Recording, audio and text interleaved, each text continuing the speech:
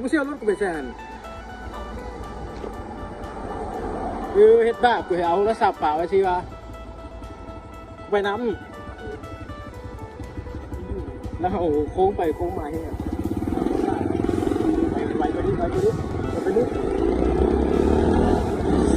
คือโซยเอาเอวแล้วบนเนี้ยได้ยังเนี่ยน่ะสบายดีทุกคนโอ้ยเดี๋ยวแม่งเปิดคลิปไปเยอะคลิปมาอยู่ปนัดจะโอ้ยโลโก้โอ้ยแล้วปนัดก็ห้ามคุ้มตายโอ้แค่มันเลย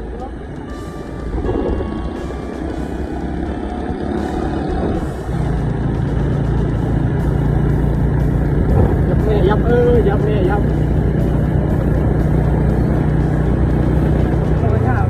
อ๋อนี่เพราะว่าเปิดฮะโอ้ยแม่ในนี้แหละจะเปิดคลิปเพราะว่านี่อย่างเดียวละในการจะซื้อเลย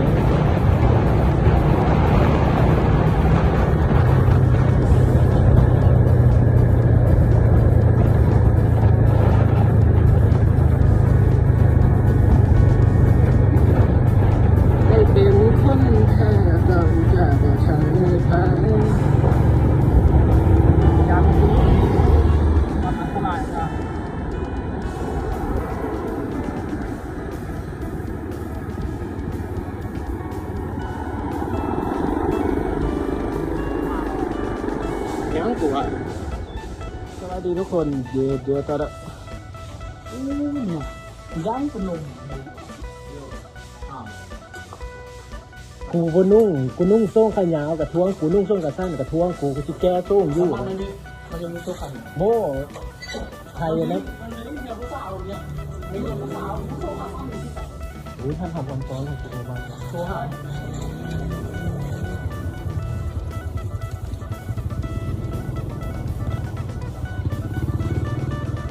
นักโทรศัพท์มันตันโทรศัพท์ตัวเองมีชื่อโคตรโซ่จ้าเลยตายแล้วการเป็นชื่อทางจริงๆการเป็นชื่อสุดแก่เลยที่เก่งเลยที่ก็ละเดือนประมาณล้านจะได้ดูว่าสีที่เอาเงินมาซื้อชื่อคนเก่งเลย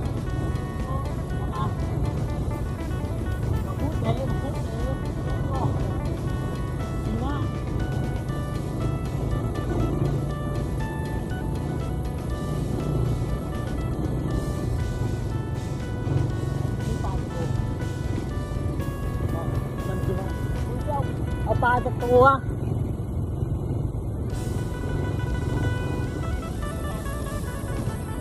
เอาปลาคุณเชื่อปลาสวายเหรอโอ้เมี่ยงแม่คางไว้เฮ้ยเลย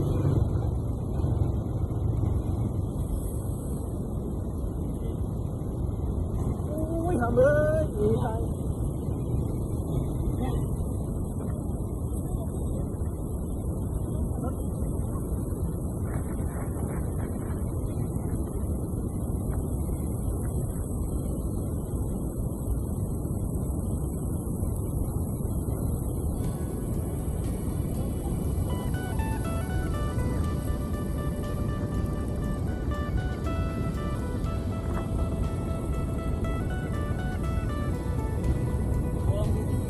เอาเงินทั้งเป็นทางบ้านดู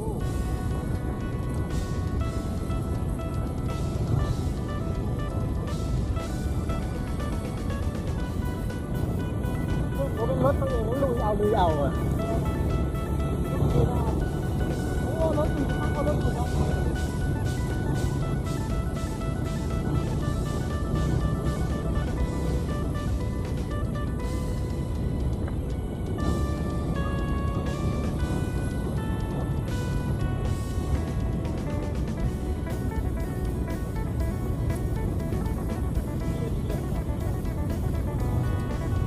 ทีนี้เขาเป็นดาราเนี่ย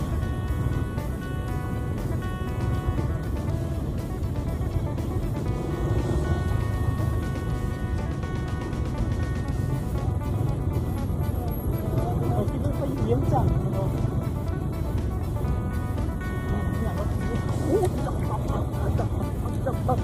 อยู่ใส่พุ่มอยู่ใส่พุ่มอยู่ใส่พุ่มโดดใส่เบิร์ดโอ้ยตาหาเลยอุ้ยนี่เราบอกยูทูบเบอร์อ่ะที่รถลงมือหมอได้คลิปเดียวแล้วก็ไม่มีคลิปอื่นต่อก่อนไม่จะว่าแบบคุณที่ลงบนคลิปน่ะ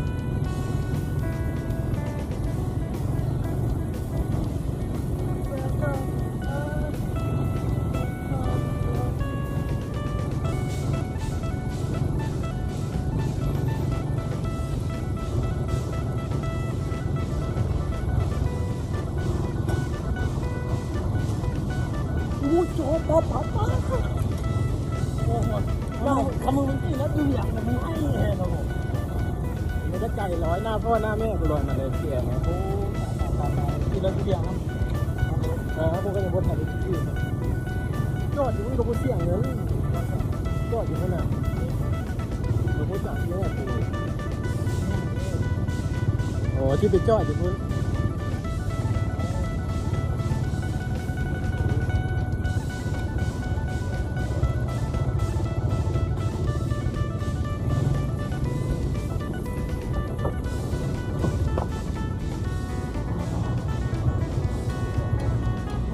ที่พามันอ้อมคุ้ยตลาดในวันนี้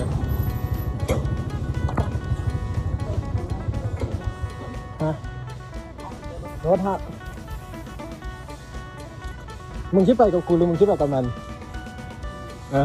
คนเดียวก็3 คนโอ้เอาไปแค่เข้าไปหาแม่กูมึงจะไปคิดไปหาแม่เขาหาแม่ก็เข้าไปหาแม่ของพ่อแม่กูที่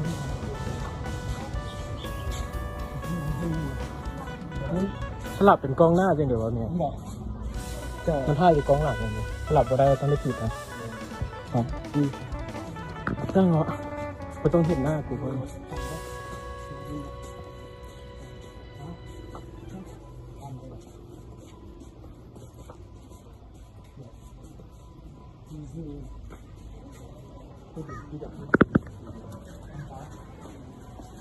พันปลากินตะเปล่า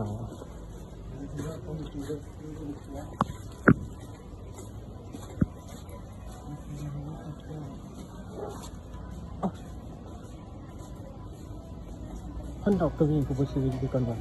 มันผ่านก็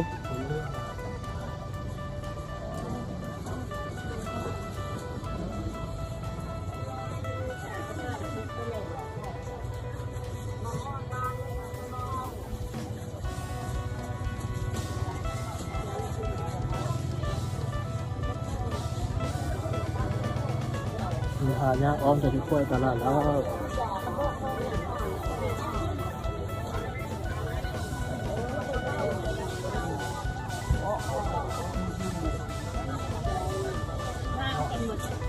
ปลาก็ผักเดียวคนดอกกับอันปลาหมึกปลูกกับเพื่อนเดี๋ยวไปซื้อให้ในแอนที่จังหวัดอะไรพอซื้อเสื้อนี่พอสลัดเงินนี้ไม่พูดอย่างนี้คือปลาเส้นนี้พอแล้วก็ซื้อมันถามแต่เราพอว่ากูว่าพวกเคยมาซื้อจากที่ไหนมันถามกูเยอะแหละเจ้าจะซื้อต้องโทรไปซื้อมันต้องไปซื้อปากกันนี่แหละปะ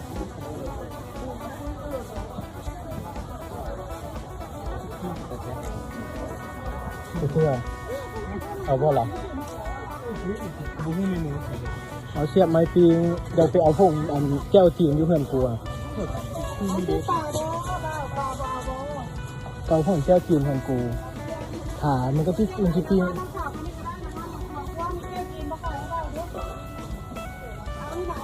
เอาเลยเอาทำเลยเอาเป็นเอาเป็นง่ายเลยเอาเป็นง่ายเลยดู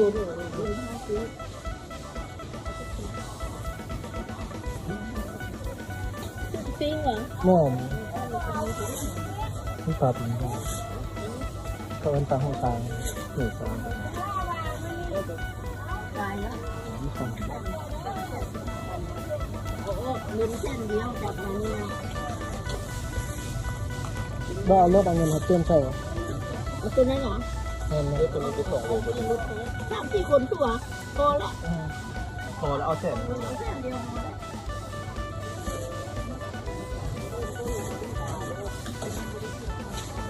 อ๋อคุณนึกว่ามันคือเกี่ยวฟองหางใช่ได้บนถูกทำแล้วทำคือต้องต้นโพคืออันนั้น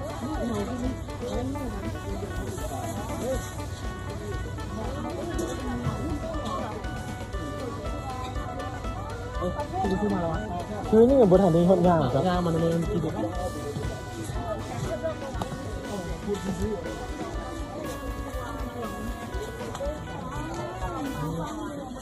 ทำเข้าไป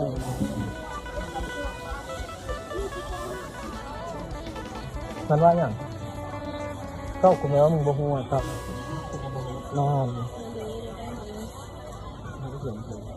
กวงเด็กเราคือกวงก็แบบ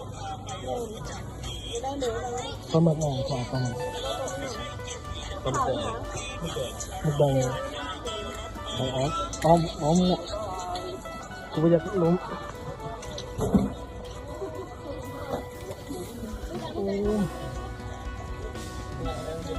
ลั่นเลยเมื่อกี้นี่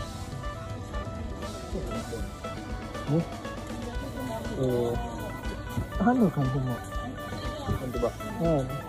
ท่านเดียวกันเหรอเอาท่านเดียวเอาโลนึงเหรอเอาโลนึงเอาโลนึงเอาไปเลือกกูอันนี้กินใกล้เบิด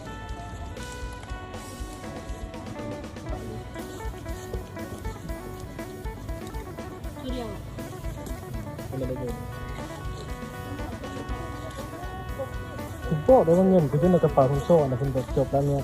มันได้จบได้แล้วกูมันมีบอลเอากูโอนก็ได้สับกูดิเฮ้ยดูดิมึงนี่หนาผู้สาวนี่โอ้เลอะเทอะจัดเลยอ่ะหล่อนไปเลยกูมึงเมื่อกี้มึงตื้นเหรอตัวเมียเอาคิดกูไว้รถเดินเต้นรถมักไว้รถ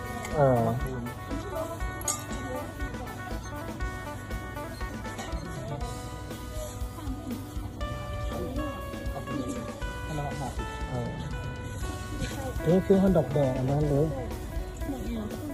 นั่นฮันดอกแดงเป็นถุงเอาตัวใหญ่หรือว่าเอาตัวน้อยฮะเอาตัวใหญ่หรือตัวน้อยนี่ดิเอาตัวนี้ก็ได้เอาตัวนี้บอกเดี๋ยวผมโอนเจ้าเงินเอาสองอันเอาโทรศัพท์ผมโอนใจแล้วกดแบบเนื้อเลยโอ้โห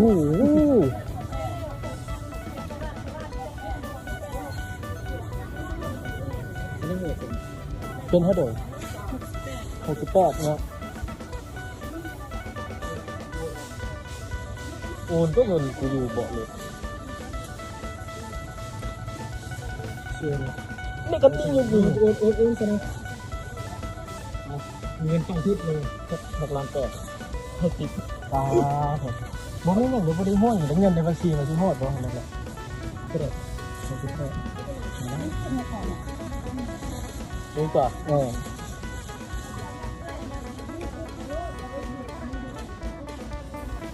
มาตัดที่เครื่องเขาก็คือไม่ใช่แปะกันหรอฮะเขาแปะอันนี้เที่ยวเอาจริงอย่างเป็นผงอะได้ผสมน้ำแล้วก็เอาตายแล้วเถอะกู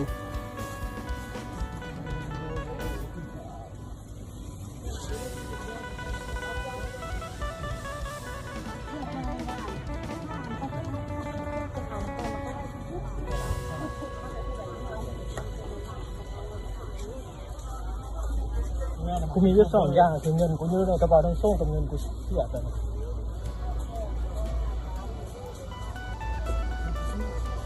อันนี้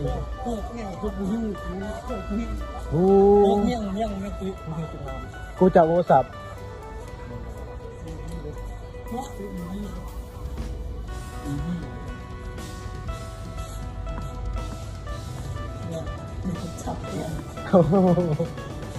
จิตใจเนาะจิตใจ ต้องช่วยทำงานโอ้นี่ก็ดูว่ามันคือทำอะไรมันนี่มันเศร้าเนาะหลังคลิปยาวๆเลยเอา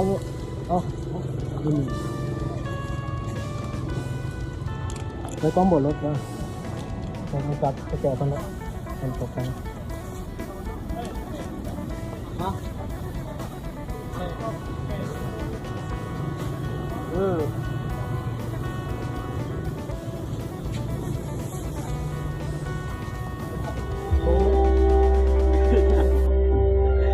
อันนี้กูลิ้นโทรศัพท์มันขึ้นเลยจะไปทำน้ำตาละลายหมดไปสักทีแค่ความสาวที่บนเสื้อผ้าแล้วเราก็ลาจากกันขอที่คมซ้อนอ้อนวอนจะได้ไหมไม่ต้องมีใครมารู้เรื่องของเราฉันจะเตรียมตัวกินน้ำตาใจแล้วเนี่ยซ้อนเสกเหรอทุเรียนตกแล้ว